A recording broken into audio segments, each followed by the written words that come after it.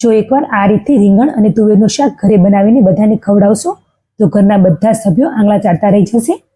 તો આજે આપણે બનાવીશું ભર્યા વગર મસાલેદાર અસલ કાઠિયાવાડી સ્વાદ સાથે આખા રીંગણ અને તુવેરનું શાક. તો સૌથી પહેલાં તો મિક્સી જારમાં મિક્સ ચવાણું, મગફળી અને તલ એડ કરીને ગ્રાઇન્ડ કરી લેવાનું છે. હવે આ રીતના નાના રીંગણા લેવાના છે અને રીંગણમાં ભરવા માટે એક મસાલો રેડી કરી લઈએ. તો લાલ મરચું, હળદર, ધાણા જીરું અને મીઠું બધાને સારી રીતે મિક્સ કરી રીંગણમાં કાપા કરી તેમાં આ મસાલો ભરવાનો છે. રીંગણના ડીટા નથી કાઢવાના, આખા રીંગણ જ યુઝ કરીશું. બધા જ રીંગણમાં સારી રીતે મસાલો ભરી લઈશું. હવે રીંગણની સાથે એક મોટો વાટકો જેટલા લીલી તુવેરના દાણા લઈશું.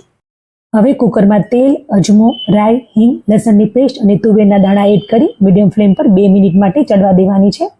ઉપર ઢાંકણ ઢાંકી દઈએ જેથી તુવેર જલ્દી ચડી જાય. તો દાણા 60 થી 70% જેટલા ચડી ગયા છે. હવે તેમાં મસાલા એડ કરી દઈએ.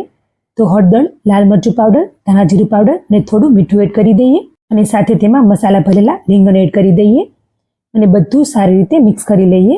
હવે તેમાં ટામેટાની પેસ્ટ અને આપણે જે ચવાણું ક્રશ કર્યું હતું તે એડ કરી દઈએ અને સાથે તેમાં અડધો ગ્લાસ જેટલું પાણી પણ એડ કરી દઈએ. લાસ્ટમાં અડધી ચમચી જેટલો ગોળ એડ કરીને ઢાંકણ બંધ કરીને ફક્ત એક જ વિસલ વગાડવાની છે. તો ગરમા ગરમ આખા રીંગણ અને તુવેરનું શાક તૈયાર છે. Enjoy. Follow for more recipes.